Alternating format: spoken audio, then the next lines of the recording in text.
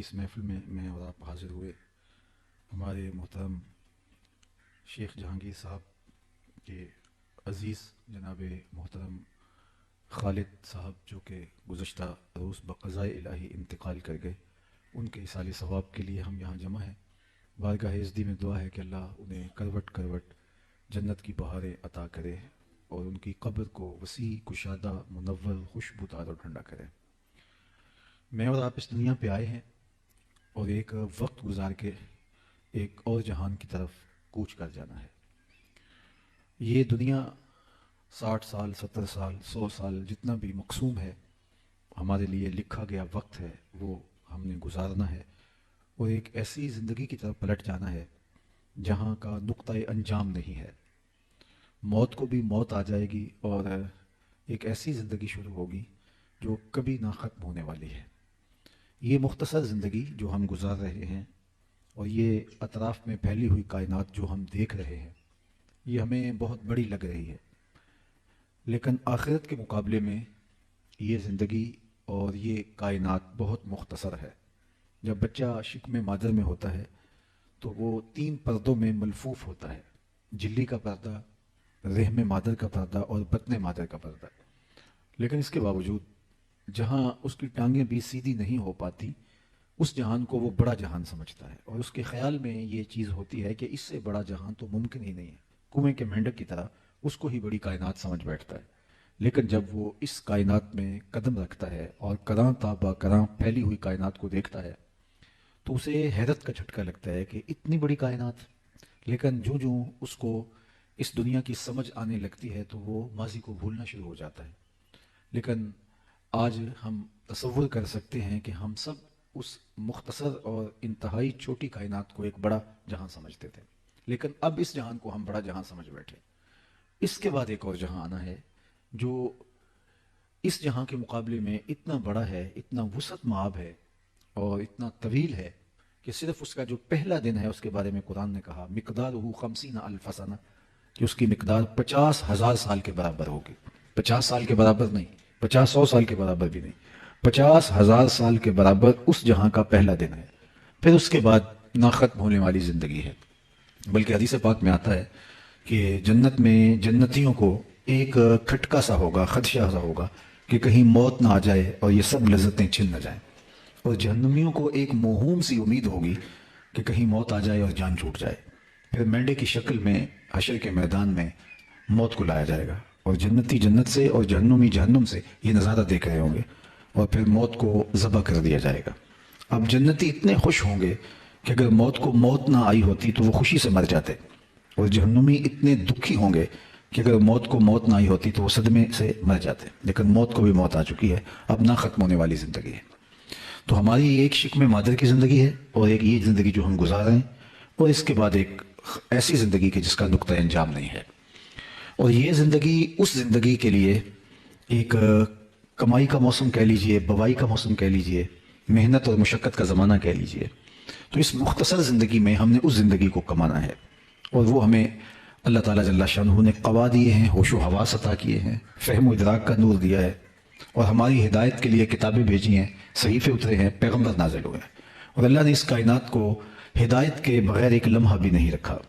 اس کائنات کا پہلا انسان پہلا پیغمبر بھی ہے تاکہ انسان ہدایت سے کبھی محروم نہ رہے اور حجت نہ کر سکے کہ میرے تک ہدایت نہیں پہنچی۔ تو اب اس مختصر زندگی کو ہم نے اپنی آخرت کے لیے گزارنا ہے۔ اللہ کا شکر ہے میں اور آپ آخرت کا تصور رکھتے ہیں، اور وہی تصور جو ہمیں شریعت اسلامیہ نے دیا ہے، ورنہ دنیا کے اوپر 7-8 ارب بسنے والے انسانوں میں 17-18% لوگ ایسے ہیں جو آخرت کا تصور کیا مذہب سے ہی بیزار ہیں، اور بہت سارے لوگ ہیں کہ وہ آخرت کا تصور مبہم رکھتے ہیں۔ کئیوں کے ہاں آواگان کا تصور ہے، تناسخ کا تصور ہے، اور مختلف تصورات ہیں، اور اللہ نے ہمیں معاد کا، آخرت کا واضح غیر مبہم تصور حضور علیہ السلام کی وساطت سے عطا کیا ہے۔ اور اگر آپ قرآن مجید کا مطالعہ کرتے ہیں تو جس قدر زور اس پہ دیا گیا ہے آخرت کے تصور پہ اور معاد پہ، تو شاید آپ کو کم ہی جو ہے وہ کسی اور چیز پہ ملے گا، کیونکہ اس پر انحصار ہے ہماری زندگی کو منظم کرنے کا۔ مجھے اور آپ کو جب مواخذے کا یقین ہوگا تو ہماری زندگی خود بخود منظم ہو جائے گی، اور کفار مکہ جو سب سے زیادہ الجھے ہیں وہ عقیدہ آخرت پہ الجھے ہیں۔ وہ الوہیت کے قائل تھے، الہ کے قائل تھے، لیکن بتوں کو شریک مانتے تھے، لیکن سرے سے منکر نہیں تھے۔ اسی طرح وہ رسالت کے منکر نہیں تھے، رسالت کے انتصاب کا انکار کرتے تھے، یعنی وہ یہ نہیں کہتے تھے کہ رسول نہیں ہوا کرتے، جس طرح کہ ایسے لوگ ہیں جو سرے سے اس کا انکار کرتے ہیں کہ یہ ممکن نہیں ہے۔ وہ رسولوں کا اقرار کرتے تھے لیکن حضور کے ساتھ رسالت کے انتصاب کا انکار کرتے تھے۔ لیکن تیسری چیز ہے اس پر تو وہ ڈٹ کے کہتے تھے یہ ہو ہی نہیں سکتا کہ ہم مرنے کے بعد دوبارہ اٹھائے جائیں، یہ ممکن نہیں ہے۔ اور وہ کہتے ہیں یہ بات سمجھ میں نہیں آتی کہ جب ہم مر جائیں گے، ہڈیاں خاک میں مل جائیں گی، تو دوبارہ کیسے ہم اٹھائے جائیں گے۔ نضر بن حارث ایک کافر تھا، وہ ایک قبرستان سے گزر رہا تھا، تو وہاں ایک بوسیدہ سی ہڈی اس کے ہاتھ لگی۔ اس نے اس کو اٹھایا تو وہ اتنی بھربری تھی کہ وہ اس کے ہاتھ کے لمس سے ہی جو ہے وہ گرنے لگی۔ تو اس نے سمجھا کہ یہ تو میرے ہاتھ بہت بڑی دلیل آئی ہے، تو وہ اٹھا کے حضور کی خدمت میں آ گیا اور اس ہڈی کو ہاتھ میں لے کے توڑتا ہے، اس کے ریزے زمین پہ گرتے ہیں، اور ساتھ کہتا ہے اس ہڈی کو کون زندہ کرے گا جو اتنی شکستہ ہو گئی ہے کہ میرے ہاتھ کے لمس کو بھی گوارا نہیں کر پا رہی۔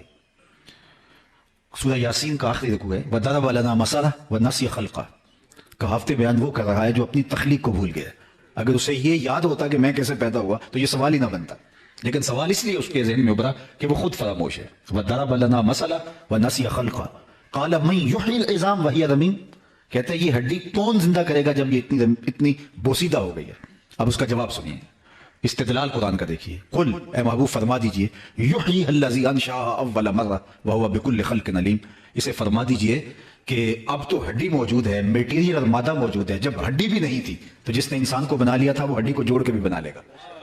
اب تو ٹوٹی ہے، آج تو اس کے ریزے بکھرے ہیں، لیکن وقت تھا کہ ہڈی بھی نہیں تھی، تو جب ہڈیاں بھی نہیں تھی تو اس نے انسان بنا لیا، تو اب تو ہڈیاں ہیں اور اس کو جوڑ کے بنانا ہے تو اس کے لیے کیا مشکل ہے۔ بلکہ وہ وقت تھا انسان پہ، حل اتی علی الانسان حین من الدہر لم یکن شیئا مذکورا، اس کا ناگ نقشہ بھی نہیں تھا، قابل ذکر شے ہی نہیں تھا، لیکن اس نے اسے وجود بخشا، تشخص دیا، اسے صورت دی، اس کو جمال بخشا، آنکھوں میں روشنی رکھی، کانوں میں شنوائی کی طاقتیں رکھی، زبان میں گویائی کی قوت رکھی، بولنا سکھایا، سوچنے سمجھنے کی صلاحیت دی، اٹھنے بیٹھنے کا انداز سکھایا، اس کے اعضاء کو توازن بخشا، حسن دیا، جوانی دی، اعتدال دیا، تسویہ فرمایا اس کا۔ تو کہا کہ یہ تو اس کا نقشہ تک نہیں تھا، میٹیریل اور مادہ تک نہیں تھا، تو اب تو ٹوٹی ہوئی ہڈیاں پڑی ہیں تو ان کو جوڑنا اس کے لیے کیا مشکل ہے۔ تو فرمایا کہ محبوب فرما دیجئے قل یحییھا الذی انشأھا اول مرہ وہو بکل خلق علیم، اسے فرما دو کہ ان ہڈیوں کو وہی زندہ کرے گا کہ جب ہڈیاں بھی نہیں تھی جس نے بنایا تھا، آج ہڈیوں کو جوڑ کے بھی بنا لے گا، اس کے لیے کوئی مشکل نہیں، اور وہ ہر تخلیق کو خوب جانتا ہے۔ تو معاد کا جو تصور ہے وہ ہماری زندگی کے اندر نظم پیدا کرتا ہے، یہ جتنا مضبوط ہوگا اس قدر زندگی خود بخود منظم ہوگی۔ ہماری عدالتیں انصاف دیں یا نہ دیں، ملک لا قانونیت کی نظر ہو جائے، جو بھی ہو، اگر میرا اور آپ کا عقیدہ آخرت مضبوط ہے تو ہمیں بدی سے وہ عقیدہ روکتا ہے کہ ہم اللہ کے حضور پیش ہونا ہے۔ وہ ایک عدالت ہے جو لگنی ہے، وہاں نہ جج بکے گا، نہ گواہ کرائے کے ملیں گے، نہ انصافی کا تصور تک نہیں ہے، اور وہاں ترازو پورا پورا تولے گا۔ ثم لتسألن یومئذ عن النعیم، اور ایک ایک نعمت کے بارے میں سوال ہوگا، اور اللہ اپنے سامنے سے بندے کے قدم ہٹنے نہیں دے گا جب تک اس سے 4 سوال نہیں پوچھ لے گا۔ عن عمرہ فیما افناہ، اس کی عمر کے بارے میں کہاں گزاری ہے۔ عن شبابہ فیما ابلاہ، اس کی جوانی کے بارے میں پوچھے گا کہ تیری جوانی کہاں گزری ہے۔ اس کے مال کے بارے میں 2 سوال ہوں گے، کمایا کہاں اور خرچ کہاں کیا۔ علم کے بارے میں پوچھا جائے گا، جو علم پڑھا اس پر عمل کہاں تک ہوا۔ تو وہ تو ایک عدالت ہے۔ دنیا کے نظم کمزور بھی ہوتے ہیں، کبھی نظم دنیا کا ٹھیک بھی ہو جاتا ہے، کبھی عدل و انصاف کا دور دورہ ہوتا ہے، کبھی لا قانونیت ہوتی ہے، یہ ہوتا رہتا ہے، لیکن عقیدہ آخرت اگر جمع ہوا ہے اور روحوں میں اترا ہوا ہے اور پختہ ہے، اور اس کا ایک اللہ نے سبب یہ پیدا کیا کہ لوگوں کی اموات ہمارے سامنے ہونے لگی۔ جس طرح پہاڑ ایک بار ہی پیدا ہو گئے تھے، آسمان یک بار کی تخلیق ہو گئے تھے، جتنا پانی اللہ نے تخلیق کرنا تھا ایک بار ہی تخلیق کر دیا، زمین ایک بار ہی بنا دی، تو جتنے لوگ بنائے جانے تھے وہ بھی اللہ ایک بار ہی بنا دیتا، اور جس طرح آسمانوں کو لپیٹا جائے گا اور زمین کو سمیٹا جائے گا، اس طرح قیامت میں سب لوگوں کو موت آ جاتی۔ تو ایسا بھی تو ہو سکتا تھا، لیکن اس نے ایسا نہیں کیا۔ لوگ پیدا بھی ہوتے ہیں اور ہم سے جدا بھی ہوتے ہیں، اور یہ وہ چیز ہے جو عقیدہ موت جو ہے اس کو تسلسل نہیں ہونے دیتی۔ اور آپ کو کتنے دھرم، مذہب، مسالک، الہامی، غیر الہامی مذاہب، دین ملیں گے، کوئی موت کا انکار کرتا دکھائی نہیں دے گا۔ حتیٰ کہ لوگ وجود باری کے منکر ہیں لیکن موت کا منکر کوئی نہیں، اس لیے کہ اپنی آنکھوں کے سامنے دیکھتے ہیں۔ موت ہے ہنگامہ آرا کلزم خاموش میں، ڈوب جاتے ہیں سفینے موج کی آغوش میں، اپنی آنکھوں کے سامنے ہم دیکھتے ہیں۔ اس لیے یہ اللہ نے ہمارے لیے ایک چیز رکھی ہوئی ہے، معاد کا انکار ہوتا ہے، موت کا انکار نہیں ہوتا۔ لیکن اگر موت بھی مخفی ہوتی، جس طرح ہم اپنی آنکھوں سے نہ دیکھ پاتے تو معاد کی طرح لوگ موت کا بھی انکار کر دیتے. تو یہ چیز ہمیں منظم کرتی ہے کہ ہم نے ضرور اس دنیا سے چلے جانا ہے, یہاں بالآخر یہاں سے ہمارا کوچ ہونا ہے. اور دوسری بات اللہ نے یہ فرمائی کہ ہمارے لیے ہماری موت کے وقت کو مخفی رکھا تاکہ ہر ساعت ہر لمحہ ہم اس کی تیاری میں لگے رہیں, اور کسی وقت بھی پیغام اجل آ سکتا ہے, اور ہم جو ہے وہ جب بھی اس کا سندیسہ آئے, اس کا پیغام آئے, ہم اس وقت اپنے آپ کو تیار پائیں, چونکہ پھر ایک لمحہ بھی تقدم اور تاخر نہیں ہوگا. تو یہ ہماری سانسیں پگھلتی چلی جا رہی ہیں, لمحہ لمحہ ہم موت کے قریب ہو رہے ہیں. کتنے لوگ ہم سے بچڑ گئے. اگر ہم ماضی کی یادداشتوں پہ زور دیں تو کتنے ہمارے اسکول میں ہمارے ساتھ پڑھنے والے, بچپن میں ہمارے ساتھ کھیلنے والے, کتنے لوگ جن سے کاروباری مراسم رہے, رشتہ داریاں تھیں, ہمسائیگی تھی, کتنے لوگ ہیں کہ ایک کائنات ہے. اگر ہم اپنے ذہن پہ زور دیں, بعض اوقات کوئی شخص ملتا ہے تو اس کو دیکھ کے کوئی بندہ یاد آتا ہے اور مدتیں ہوئی وہ اس دنیا سے چلا گیا, تو کتنے لوگ چلے گئے. اس طرح ہم بھی اسی ہجوم میں گم ہو جائیں گے, اور یہ وقت بہار صورت آنا ہے, اور موت ایک اٹل حقیقت ہے اور امر واقعہ ہے, اور جب آئے گی تو ایک لمحے کا تقدم اور تاخر نہیں ہوگا. تو جب یہ طے ہے اور ہم نے ایک ایسی عدالت میں پیش ہونا ہے, تو پھر مجھے اور آپ کو ہر لمحہ اپنے حساب کو بے باک رکھنا پڑے گا, اپنے معاملات کو تاک رکھنا پڑے گا, اور اس عدالت کی پیشی کے لیے ہمیں اپنی تیاری کرنا ہوگی. حضرت سری سختی رضی اللہ تعالیٰ عنہ جلیل القدر بزرگ گزرے ہیں, وہ فرماتے ہیں میں تو اس بات سے ڈرتا ہوں کہ اپنے رب کا سامنا ہی کیسے کروں گا. باقی باتیں تو بعد کی باتیں ہیں, حساب کھلیں گے, نامہ اعمال کھلے گا, میں تو اس بات سے خوف زدہ ہوں کہ سامنا کیسے کروں گا. اور علامہ اقبال علیہ رحمہ 2 قدم آگے بڑھ کے بات کر گئے. وہ کہتے ہیں میں تو اس بات سے ڈرتا ہوں قیامت کے دن رسول اللہ کا سامنا کیسے کروں گا. تو غنی ازہار دو عالم من فقیر, اللہ اکبر, کہتے ہیں اللہ تو غنی ہے اور میں فقیر ہوں, تو روز قیامت میرے اعمال کو نہ کھولا جائے, مجھے یوں ہی معاف کر دیا جائے, اور اگر میرا نامہ اعمال کھولنا ضروری ہوا تو میری یہ گزارش ہے از نگاہ مصطفیٰ پناہ بغیر, حضور کی نگاہوں سے میرا نامہ اعمال اوجھل رکھا جائے. اللہ اکبر. تو یہ وہ تصور ہے معاد کا, آخرت کا, اللہ کے حضور پیش ہونے کا, کہ جو مجھے اور آپ کو منظم رکھتا ہے. اور یہ جتنا مستحضر رہے, جتنا ہمارے خیال کے اوپر طاری رہے, اس قدر ہی ہماری زندگی منظم رہتی ہے. لیکن جب غفلت آنے لگتی ہے تو پھر ہم گناہوں کی دنیا میں پھنس جاتے ہیں. اسی لیے حضور نے فرمایا لذتوں کو توڑنے والی کو یاد کیا کرو. عرض کی یا رسول اللہ لذتوں کو توڑنے والی کیا ہے؟ قال الموت. فرمایا موت. موت لذتوں کو توڑتی ہے, خواہشات کی بیخ کو نہیں کرتی. تو یہ ایک تصور ہے جو ہمیں عطا کیا گیا, اور ہمارے سامنے ہمارے اپنے لوگ, ہمارے ہمسائے دوست, ان کے جنازے اٹھتے رہتے ہیں. حضرت یعقوب علیہ السلام اللہ کے جلیل القدر پیغمبر گزرے, انہوں نے اسرائیل سے عہد لیا ہوا تھا کہ میری روح قبض کرنے کے لیے اچانک نہیں آنا, پہلے کوئی قاصد بھیج دینا تاکہ میں موت کی تیاری کر لوں. تو انہوں نے وعدہ کر لیا, پیغمبروں سے وعدے ہو سکتے ہیں.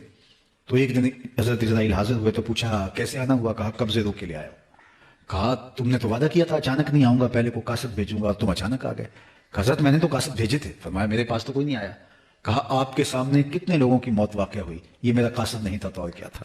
آپ کی داڑھی میں سفید بال آ گئے, یہ میرا قاصد نہیں تھا تو اور کیا تھا. آپ کی کمر میں جب خم آتا ہے, یادداشت کھونے لگتی ہے, طبیعت میں اضمحلال پیدا ہونے لگتا ہے, چلتے ہوئے ٹھوکریں لگتی ہیں, بولتے ہوئے لکنت آنے لگتی ہے, نظر کم پڑنے لگتی ہے, تو سمجھ لو کہ پیغام موت آ گیا ہے.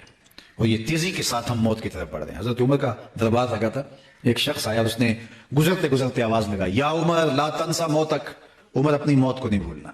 دربار سجائے بیٹھے ہو, موت کو بھی یاد رکھنا. اللہ اکبر. حضرت عمر نے اس کو بلایا, کہا اگر تو روزانہ گزرتے کہہ جایا کرے تو میں تیرا شکر گزار ہوں. وہ روزانہ گزرتا اور کہتا عمر موت کو نہیں بھولنا, اور آپ اس کو بلا کر کے کچھ مشاہدہ بھی دیتے, کچھ خدمت بھی کر دیتے کہ تیری مہربانی. ایک دن وہ آیا, اس نے صدا لگائی تو فرمایا آج کے بعد نہیں آنا. اس نے کہا کوئی اور آنے لگا ہے؟ فرمایا نہیں. تذکیر موت کی ضرورت نہیں ہے؟ فرمایا نہیں. تو پھر مجھے کیوں چھٹی دی جا رہی ہے؟ تو جناب عمر ہوئے اور یوں آپ نے اپنی داڑھی کو ہاتھ میں پکڑا اور 2 بال الگ کیے, وہ سفید ہو چکے تھے.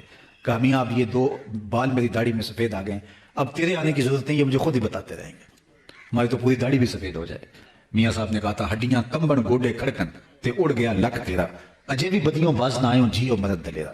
فما اصبرهم علی النار. اللہ فرماتا لوگوں کا آگ پر کتنا حوصلہ ہے, کتنی ڈٹائی سے کہہ رہے, اور دیکھ لیں گے. بلکہ ایک جملہ ہے, اور یہ جملہ جو ہے وہ سراسر جو ہے وہ کفریہ جملہ ہے, یہ جہاں مٹا گلا کس نے ڈٹا. حضرت شیخ عبد القادر جیلانی فرماتے ہیں جاؤ قبرستانوں میں جا کے دیکھو کیسے کیسے حسینوں کی مٹی خراب ہو رہی ہے, جو بدن پہ چٹکی مٹی نہیں پڑنے دیتے تھے, آج ان کے کفن بھی تار تار ہو گئے. اللہ اکبر. خیر کنے فلاں و غنیمت شمار عمر زاں کے بیشتر بانگ بر آیت کے فلاں نمان. سادی کہتے ہیں زندگی کو حزم و احتیاط سے گزارو, اعمال صالحہ کا ذخیرہ جمع کر لے, اس سے قبل کہ آواز گونجنے لگے کہ لوگوں فلاں بھی چلا گیا. اور یہ وقت آنے والا ہے اور یہ تیزی کے ساتھ ہماری طرف وقت بڑھ رہا ہے. زندگی موت، بلکہ حضرت علی المرتضیٰ فرماتے ہیں یہ ہمارے جو قدم ہیں، جو سانس ہیں، یہ موت کی طرف اٹھتے ہوئے قدم ہیں. ہم تو یہ سمجھتے ہیں ہم بڑے ہو رہے ہیں لیکن چھوٹے ہو رہے ہیں. اتنا وقت ہماری زندگی سے منہا ہوتا ہے جتنی سانسیں لیتے چلے جاتے ہیں. قرآن نے جو کہا نا ان الانسان لفی خسر، بے شک انسان خسارے میں، تو ایک بزرگ فرماتے ہیں مجھے اس کی سمجھ نہیں آتی تھی کہ انسان خسارے میں کیسا ہے. آج سے 40-50 سال پیچھے چلے جائیں تو یہ آسودگیاں جو آج ہمیں میسر ہمیں تھیں، کہاں وہ گھاس پھونس کے جھونپڑے اور کہاں عالی نصب گھر، کہاں وہ کچی سڑکیں اور آج تارکول بچھی سڑکیں، عالی نصب پلازے، لشکار مالتی مارکیٹیں. زندگی کا حسن انسان نے کشید کر لیا. انسان کہتا ہے میں تو خسارے میں نہیں ہوں. کہاں پینے کو مجھے صاف پانی بھی میسر نہیں تھا اور آج اتنے مشروبات ہیں کہ کیا بات ہے. کھانے کو نان شبینہ بھی میسر نہیں تھا اور آج ٹیبل پہ اتنے کھانے ہیں کہ کس کو کھائیں کس کو چھوڑیں، انتخاب مشکل ہوتا ہے. ایک لباس میں لوگ زندگیاں کاٹ دیتے تھے اور آج اتنے لباس ہیں. موسم بدل جاتا ہے لیکن لباس بدلنے کی باری نہیں آتی. انسان کہتا ہے میں تو خسارے میں نہیں ہوں. میرے ٹور ٹپے دیکھو، میں چرخ پہ جھولتا ہوں، ہواؤں میں اڑتا ہوں، میری زندگی کا جمال دیکھیے، میری زندگی کے تنتنے دیکھیے. لیکن میرا رب کہتا ہے کہ نہیں، انسان خسارے میں. تو وہ کہتے مجھے سمجھ نہیں آتی تھی کہ انسان خسارے میں کیسے، انسان تو اوپر جا رہا ہے، اس نے کیا کیا ایجاد کر لیا. تو سمرقند کے بازار سے گزر رہا تھا تو وہاں ایک بندے نے پھٹے کے اوپر برف لگائی ہوئی تھی اور ساتھ آواز لگا رہا تھا. اور آواز کیا لگا تھا؟ ارحموا ارحموا علی من یذوب راس مالہ. اور گزرنے والوں میرے پہ ترس کھاؤ، مجھ سے برف لیتے جاؤ. میں ایسا تاجر ہوں جس کا راس المال پگھلتا جا رہا ہے. چونکہ برف ایک ایسا سودا ہے جو گاہک کا انتظار نہیں کرتا. آپ کوئی اور چیز بیچتے ہو، کپڑا بیچتے ہو، آج گاہک نہیں ہو سکتا کل 2 روپے اوپر چلا جائے. آپ پیٹرول بیچتے ہو سکتا ہے 6 روپے اوپر چلا جائے، 10 روپے اوپر چلا جائے، آپ بڑے کروڑوں کے فائدے میں چلے جائیں. لیکن برف ایک ایسا سودا ہے، آج اگر گاہک نہیں آیا، آج تو کل مہنگی بھی ہوگی تو کل برف ہی نہیں ہوگی. تو وہ پھٹے پہ رکھ کے برف بیچ رہا تھا اور کہتا لوگوں میرے پہ رحم کھاؤ، مجھ سے برف لیتے جاؤ، میں ایسا تاجر ہوں جس کا راس المال پگھلتا جا رہا ہے. جب اس نے آواز لگائی تو کہتا مجھے سمجھ آ گئی اور میں آگے بڑھا. میں نے کہا مجھے ان الانسان لفی خسر کا ترجمہ آ جائے، اس کا مفہوم آج سمجھ میں ہے. جس طرح تیری برف پگھل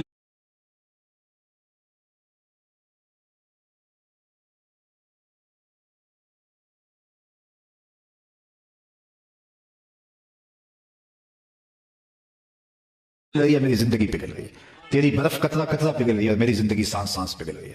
اور اگر تو اس برف کو آج بیچنے میں کامیاب ہو جاتا ہے، اس کے بدلے میں درہم، دینار، پارچہ جات، غلہ جات کچھ لے لیتا ہے تو چاروں نے بچ جائیں گے. اور میں بھی ان کے بدلے سجدہ کر لیتا ہوں، قیام کر لیتا ہوں، درود پڑھ لیتا ہوں، کسی دکھی کے کام آ جاتا ہوں تو یہ میری سانسیں کام آ جائیں گی. ورنہ یہ سانسیں تو سو کے بھی گزر جائیں گی اور آوارگی میں بھی گزر جائیں گے. تو یہ اللہ نے ہمیں جو مختصر زندگی دی ہے، اس زندگی کو ہم نے حزم و احتیاط سے گزارنا ہے. اور یہ کوئی بہت لمبی کہانی نہیں ہے، سمٹی ہوئی زندگی ہے. آج کل تو ویسے ہی حضور نے ارشاد فرمایا کہ میری امت کی عمریں 60-70 کے درمیان ہوں گی اور بعض علاقوں کے اندر تو اور بھی سمٹ گئی عمریں. تو 60 سال بھی اگر آپ عمر لیتے ہیں تو اس میں سے تیسرا حصہ تو ہم سو کے گزارتے ہیں. 8 گھنٹے روز بھی سوئیں تو 60 سال میں سے 20 سال تو گزر گئے. 20 سال تو سو کے گزاری، باقی 40 سال بچے. 15 سال 14 سال یہ عدم بلوغت کی عمر ہے جس پر کوئی پرسش نہیں، وہ بھی نکال دیجئے. باقی 25 سال رہے ہمارے پاس. روزانہ 1 گھنٹہ بھی واش روم میں مختلف اوقات میں لگائے تو 3 سال یہ نکل جاتے ہیں. میرے ایک دوست نے مجھے حساب نکال کے دکھایا کہ 17 سال بنتی ہے جو آپ کے پاس صافی عمر ہے. آپ بکرا یا جانور خریدتے ہیں قربانی پہ تو کہتے ہیں یہ اس کو اگر تولیں تو یہ بیل جو ہے یہ 5 من کا ہے، لیکن صافی گوشت 3 من ہی نکلے گا، باقی انتڑیوں میں اور چیزوں میں نکل جائے گا. تو زندگی صافی جو ہے وہ 17 سال بچتی ہے اگر 60 سال ہے بھی. تو ویسے تو ایک سانس کا نہیں پتا. تو ان 17 سالوں کو سنبھال کے گزارنا ہے. جس نے گزار دی وہ کامیاب ہو گیا، اور جو یہ 17 سال بھی سنبھال کے نہ گزار سکا وہ نامراد رہ گیا. اسی لیے حضرت داتا گنج بخش علی اجمیری علیہ رحمہ کے مرشد شیخ ابو الفضل الختلی فرماتے ہیں الدنیا یوم ولنا فیہا صوم. دنیا ایک دن ہے اور ہم روزہ رکھ کے گزار رہے ہیں. گزر جائے گی، چاہے جتنی بھی طویل ہوئی تو گزر جائے گی. تو میں اور آپ اپنی زندگی کو آخرت کے لیے گزارنا ہے. لیکن اس کا دوسرا پہلو بھی عرض کر دوں، اور وہ یہ آخرت کے لیے زندگی گزارنے کا یہ معنی اور مطلب اور مفہوم یہ نہیں ہے کہ ہم ترک دنیا کریں. ہمارا دین ہمیں ترک دنیا کا درس نہیں دیتا. لا رہبانیت فی الاسلام، اسلام میں رہبانیت نہیں ہے. لیکن دوسرا پہلو اس کا یہ ہے ترک دنیا کا درس بھی نہیں دیتا، لیکن گھر کے دنیا کا درس بھی نہیں دیتا. ترک دنیا بھی نہ کرو اور گھر کے دنیا بھی نہ ہو جاؤ. صوفیہ فرماتے ہیں ایسے رہو جس طرح کشتی پانی میں رہتی ہے. پانی میں رہتی ہے لیکن پانی کو اپنے اندر نہیں آنے دیتی. کشتی پانی میں رہے تو خود بھی تیرے گی اور اس کے اوپر جو سوار ہیں ان کو بھی ساحل مراد کرے گی. لیکن اگر پانی کشتی کے اندر آ گیا تو اس کو لے ڈوبے گا. کہا تم دنیا میں رہو، دنیا تمہارے اندر نہ رہے. اگر دنیا تمہارے اندر اتر آئی تو پھر کچھ باقی نہیں بچے گا. اب امام ابو نعیم الاصفہانی 4 صدی کے مجدد اور محدث ہیں. وہ فرماتے ہیں من نظر الی الدنیا نظر الحب اخرج اللہ تعالی من قلبہ نور الیقین والزہد. جب دنیا آپ کے اندر اتر آتی ہے تو پھر آپ کے دل سے زہد اور تقوی کا نور رخصت ہو جاتا ہے. پھر دنیا ہی دنیا ہو جاتی ہے. اور اسی دنیا کے بارے میں باہو نے کہا تھا ادی لعنت دنیا ہوتے پوری دنیا دارا ہو. جب ہمارا اڑنا بچھونا دنیا ہو جاتا ہے، ہماری خواہش دین سے آگے چلی جاتی ہے، دین پیچھے رہ جاتا ہے، خواہشات آگے ہو جاتی ہیں، آرزویں آگے چلی جاتی ہیں، اور دین معاد آخر سب کچھ تاکہ اپنا آپ بھی ہمارا پیچھے رہ جاتا ہے، ہم اپنی خواہش کے غلام بن جاتے ہیں، آرزوؤں کے نوکر بن جاتے ہیں، تو پھر سوائے بربادی کی اور کچھ نہیں ہے۔ تو اس مختصر زندگی کو اس طرح سے گزارنا ہے کہ اس زندگی کو اللہ اس کے رسول کے حکام کے دائرے اور سائے میں گزارنا ہے، تو ہماری دنیا بھی نہیں بگڑتی۔ ہم جو کھیتی بوتے ہیں اور اس میں جو چڑیاں آ کے چگ جاتی ہیں تو وہ بھی ہمارے نامہ اعمال میں صدقہ لکھا جاتا ہے۔ ہم جو اپنی بیوی کے منہ میں لا کے جو ہے وہ کوئی چیز برگر کھلا دیتے ہیں یا کچھ اور، ما وعدہ فی امرا فہی صدقہ، فرمایا جو تم جا کے اپنی بیوی کو دیتے ہو اس سے وہ خوش ہو جاتی ہے، تمہارے نامہ اعمال کے اندر وہ بھی صدقہ لکھا جاتا ہے۔ یہ تمہارا دین سراسر جو ہے وہ تمہاری تمام ضروریات کا کفیل ہے۔ تو دین کا مطلب یہ بھی نہیں ہے کہ ترک دنیا کر دیا جائے۔ تین چیزیں فرمایا آدمی کی خوش بختی سے ہیں: اچھا مکان، الدار الواسع، کشادہ مکان، دوسری بات فرمائی کہ المرکب الحنی، کہ اچھی سواری، اور تیسرا فرمایا کہ المرأۃ الصالحہ، نیک بیوی۔ تو یہ دنیا کی چیز، اور دنیا فرمایا متاع ہے، اور اس کی بہترین متاع نیک اور صالحہ بیوی ہے۔ تو اسلام ترک دنیا کا درس تھوڑا دیتا ہے۔ اللہ کے محبوب علیہ السلام نے ایک صحابی کو دیکھا کہ وہ چوزے کی طرح کمزور ہے، حدیث میں اس کی کمزوری کو بیان کرنے کے لیے استعارۃ استعمال کیا گیا کہ وہ چوزے کی طرح کمزور ہے۔ تو فرمایا کہ تو اللہ سے کوئی دعا مانگی تھی؟ اس نے کہا جی میں نے اللہ سے دعا مانگی تھی، شاید وہ قبول ہو گئی۔ کیا دعا مانگی تھی؟ میں نے عرض کیا تھا مالک جو بھی دکھ تکلیفیں ہیں آخرت کے حصے کی بھی دنیا میں دے دے مجھے، تاکہ میری آخرت صاف ہو جائے۔ تو مجھے بہت ساری بیماریاں، دکھ، اذیتیں اور تکلیفیں پہنچ رہی ہیں، شاید میری دعا قبول ہو گئی ہے۔ تو حضور علیہ السلام خوش نہیں ہوئے، بلکہ فرمایا تو نے یہ کیوں کہا کہ آخرت کے حصے کی تکلیفیں دنیا پہ آ جائیں؟ تو نے یہ کیوں نہیں کہا ربنا آتنا فی الدنیا حسنۃ وفی الآخرۃ حسنہ، اللہ مجھے اس جہاں میں بہترین دے دے، اس جہاں میں بہترین۔ تو ہمارا دین ایک بھرپور اور ایک زندہ اور ایک فعال دین ہے۔ انسانی فطرت کو ملحوظ رکھا گیا اس دین کے اندر۔ تو اس لیے ہمارا دین پہ عمل کرنا ہمیں دنیا سے لا تعلق نہیں کرتا، لیکن وہ دنیا جو ہمارا اوڑھنا بچھونا بن جاتی ہے اور دین ثانوی حیثیت اختیار کر جاتا ہے، تو پھر وہ سوائے بربادی کے اور کچھ نہیں۔ تو اس لیے یہ اٹھتے ہوئے جنازے، یہ پھیلی ہوئی قبریں، یہ ہم سے بچھڑتے ہوئے لوگ ہمیں جھنجھوڑ کے جاتے ہیں کہ میاں ہم سب کو چھوڑ کے دیکھو جا رہے ہیں، اور ہمارے پیچھے تم بھی آنے والے ہو، قبل اس سے کہ وہ وقت آئے کوئی حجت نہ رہے اور ہم ہاتھ ملتے رہیں۔ کل کا پچھتاوا آج کا پچھتاوا اس سے بہتر ہے کہ ہم کل پچھتائیں۔ وقت پر کافی ہے قطرہ بھی آبی خوش ہنگام کا، جل گیا جب کھیت پر سمی تو پھر کس کام کا۔ قیامت کے دن تو میں نے یہ بھی پڑھا کہ نیکوکار بھی پچھتائیں گے۔ بدکاروں کا پچھتانا تو سمجھ میں آتا ہے، نیکوکار کیوں پچھتائیں گے؟ جب اپنے اچھے اعمال کی جزا دیکھیں گے تو پچھتائیں گے جو چند لمحے ضائع کر دیے، وہ بھی کیوں ضائع کر دیے، وہ بھی اس کی یاد میں، اس کے ذکر میں، اس کی محبت میں گزارے ہوتے۔ بارگاہ عزت میں دعا ہے کہ اللہ تعالی ہمارے ممدوح مرحوم و مغفور جناب خالد فاروق صاحب کو کروٹ کروٹ جنت کی بہاریں عطا فرمائے، ان کی فیملی کو صبر عطا کرے، اور ہم سب کو اپنی آخرت کے لیے بھرپور جد و جہد اور عملی تیاری کی توفیق دے۔ وآخر دعوانا ان الحمدللہ۔